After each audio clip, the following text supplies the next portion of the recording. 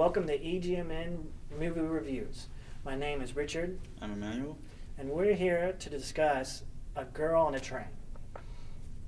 Well, now I want to tell you right now that we're in the Hilton at the U of H's campus because, one, we can't really afford a nice place, so we're doing this for free, as well as, at the moment we can't use our own houses. So you're going to probably see different, from other reviews, different settings.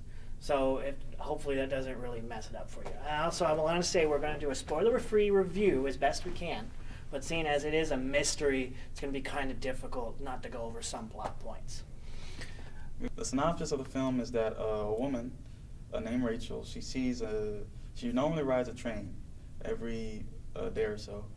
And because she had a divorce, she's fantasizing about this perfect life she wanted. And on the train, she always passes by her old house. And in one instance, she sees an affair going on. And then it leads into the woman that she saw finds out eventually she's murdered.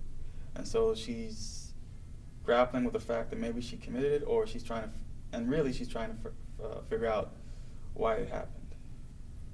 Now let's add that she becomes obsessed with this couple that was next door to her house, and that's where that generally starts. And that character is Megan.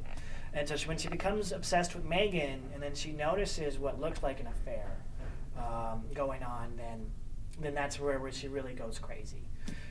I also like to add, we're going to try to stick to positive as much as we can, but sometimes movies just have really sucking moments.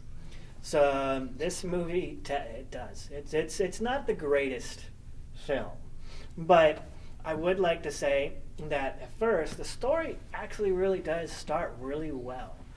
First, we get to know our characters, Rachel, Anna, and Megan.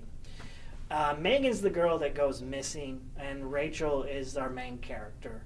And then Anna, she's the wife of the husband that divorces Rachel. Now, when we start with Rachel, we see that she is drinking a lot. Now, I want to say one of the bad moments in the movie, however, is that we focus too long, way too long on that train. And that train, they didn't need to be too literal. It didn't need to literally be a girl on the train throughout the whole movie. The reveal of what she saw took a while for the film to start moving, because it was basically focused on setting her up as a character, mm-hmm. and introducing the problem that she has. But then when she actually sees the event that she saw, it's probably like 20, 30 minutes in.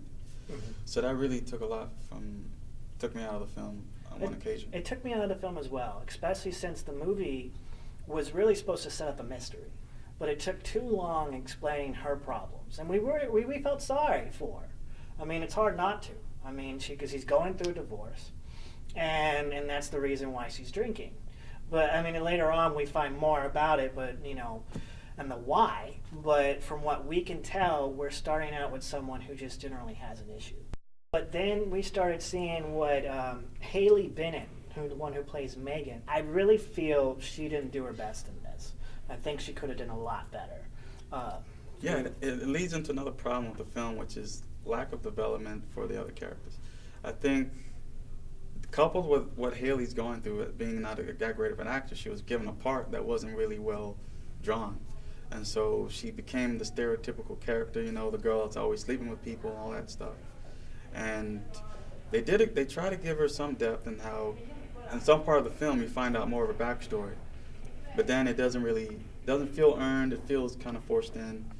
And the movie's more, I would think as an audience, they would be more focused on the mystery aspect and not her as a character. Mm-hmm. Now, I'd like to add that the actors in this, we have Emily Blunt, who plays Rachel, our main character.